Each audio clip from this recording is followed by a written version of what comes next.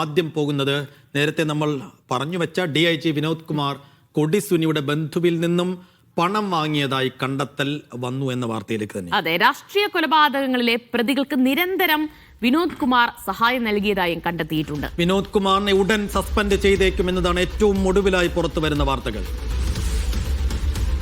Sijo V John വിശദാംശങ്ങൾ നൽകും. Sijo, jail DIGക്കെതിരെ ഗുരുതരമായ കണ്ടെത്തലുകൾ, ഗൗരവതരത്തിലുള്ള നടപടികൾക്കുള്ള സാധ്യതയും കാണുന്നു. എന്തൊക്കെയാണ് വിജിലൻസ് ഇദ്ദേഹത്തിനെതിരെ കണ്ടെത്തിയിരിക്കുന്നത്? എപ്പോഴത്തേക്ക് ഒരു നടപടി പ്രതീക്ഷിക്കാം?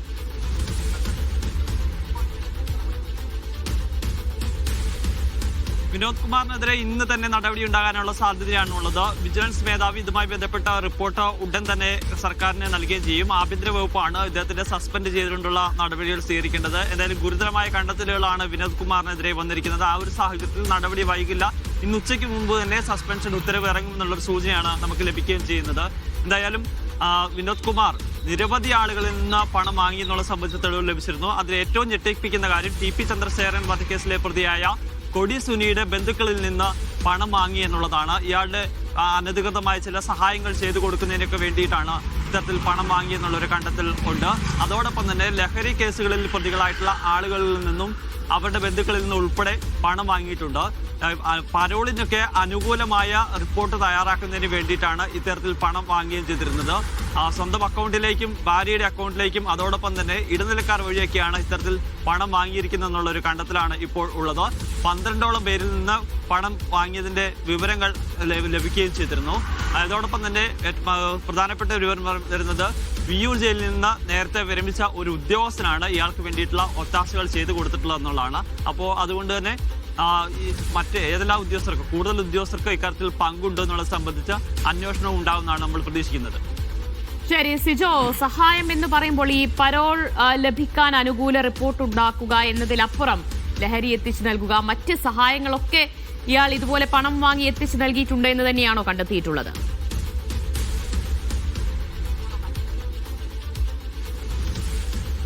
ഇപ്പൊ ഏറ്റവും പ്രധാനപ്പെട്ട കാര്യം എന്ന് പറയുന്നത് പരോളിന് സഹായം ചെയ്തെടുക്കുക എന്നുള്ളതാണ്. ഇതുമായി ബന്ധപ്പെട്ട പലതരത്തിലുള്ള അപേക്ഷകളൊക്കെ വരുമ്പോൾ അതിലൊക്കെ അന്തിമ തീരുമാനം എടുക്കേണ്ടത് ഇത്തരം ഈ ഉദ്യോഗസ്ഥൻ കൂടി ഉൾപ്പെടുന്ന ഇയാൾ കൂടി ഉൾപ്പെട്ടാണ്. അപ്പോൾ അതിനു വേണ്ടിയിട്ടുള്ള അനുകൂലമായ റിപ്പോർട്ട് വിനോദ് കുമാർ നൽകുകയും ചെയ്യും. അപ്പോൾ പലതരത്തിലുള്ള അപേക്ഷകളൊക്കെ വരുമ്പോൾ ഇയാളുടെ ഇടനിലക്കാരായിട്ടുള്ള ആളുകൾ തന്നെയാണ് പറയുന്നത് ഇത്തരത്തിൽ പണം നൽകി കഴിഞ്ഞു കഴിഞ്ഞാൽ നിങ്ങൾക്ക് അനുകൂലമായ റിപ്പോർട്ടുകൾ തയ്യാറാക്കാമെന്ന്. അങ്ങനെ അവരുടെ അക്കൗണ്ടുകളിലേക്ക് പണം സ്വീകരിക്കുകയും അനുകൂലമായ റിപ്പോർട്ടുകൾ തയ്യാറാക്കുകയും ചെയ്യും. അതോടൊപ്പം തന്നെ ഈ ജയിലുകളിൽ മറ്റ് സൗകര്യങ്ങൾ ചെയ്തു കൊടുക്കുന്ന കാര്യങ്ങളിലും എല്ലാം പണം വാങ്ങിയെന്നാണ് നമ്മൾ മനസ്സിലാക്കാൻ സാധിക്കുന്നത്. ഈ ജയിലുമായി ബന്ധപ്പെട്ട് നിരന്തരം പരാതികൾ ഉയർന്നൊരു സാഹചര്യമുണ്ട്. ഈ ഇത്തരത്തിൽ ലഹരി വസ്തുക്കളൊക്കെ എത്തിച്ചു നൽകുക, അതല്ല എന്നുണ്ടെങ്കിൽ മറ്റു വഴിവിട്ട സഹായങ്ങൾ ചെയ്തു കൊടുക്കുക എന്നുള്ള കാര്യങ്ങളുണ്ട്. അപ്പം അത്തരം സഹായങ്ങളെല്ലാം ഇയാളുടെ നേതൃത്വത്തിൽ പല ആളുകളുടെയും സഹായത്തോടു കൂടി ചെയ്തു കൊടുത്തിട്ടുണ്ടെന്നാണ് അറിയുന്നത്. ആ ഒരു സാഹചര്യത്തിലാണ് കേസെടുക്കുന്നത്. കേസെടുത്തതിന് പിന്നാലെ അടിയന്തരമായി തന്നെ സസ്പെൻഷൻ നടപടികളിലേക്ക് കടക്കാൻ വേണ്ടിയിട്ടാണ് ഇപ്പോൾ ആഭ്യന്തര വകുപ്പ് സ്വീകരിച്ചിരിക്കുന്നത്. നേരത്തെ ഈ ജയിലിലൊക്കെ പല ഉദ്യോഗസ്ഥരൊക്കെ സഹായം ചെയ്തു കൊടുത്തു എന്ന് പറയുമ്പോഴും അത് ജയിലിലുള്ള ചെറിയ താഴെ തസ്തികയിലുള്ള പല ഉദ്യോഗസ്ഥരുമാണ്. പക്ഷേ DIG റാങ്കിലുള്ള ഒരു ഉദ്യോഗസ്ഥൻ ഈ പരോൾ അനുവദിക്കുന്നതുമായി ബന്ധപ്പെട്ടൊക്കെ ലക്ഷക്കണക്കിന് രൂപ പണം വാങ്ങുക എന്ന് പറയുന്നത് അത് ഗുരുതരമായി തന്നെയാണ് ആഭ്യന്തര വകുപ്പ് കാണുന്നത്. ആ ഒരു സാഹചര്യത്തിലാണ് സസ്പെൻഷൻ ഉൾപ്പെടെയുള്ള നടപടികളിലേക്ക് സർക്കാർ കടക്കുകയും ചെയ്യുന്നത്.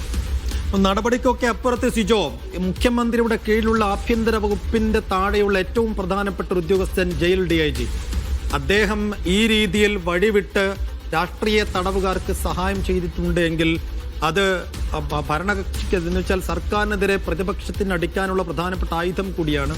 അപ്പോൾ ഈ വിഷയത്തെ എങ്ങനെയായിരിക്കും പ്രതിപക്ഷം എടുക്കുക? ഏതൊക്കെ തരത്തിലുള്ള പ്രതിഷേധത്തിനും ഇടപെടലുകൾക്കും സാധ്യതയുണ്ട്?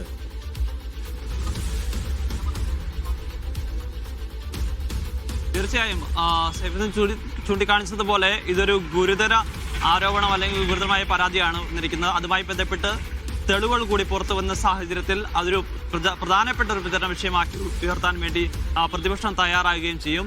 പ്രതിപക്ഷ നേതാവിൻ്റെ ഉൾപ്പെടെയുള്ള ആളുകളുടെ പ്രതികരണം ഇക്കാര്യത്തിൽ നമ്മൾ പ്രതീക്ഷിക്കപ്പെടുകയും ചെയ്യുന്നുണ്ട്.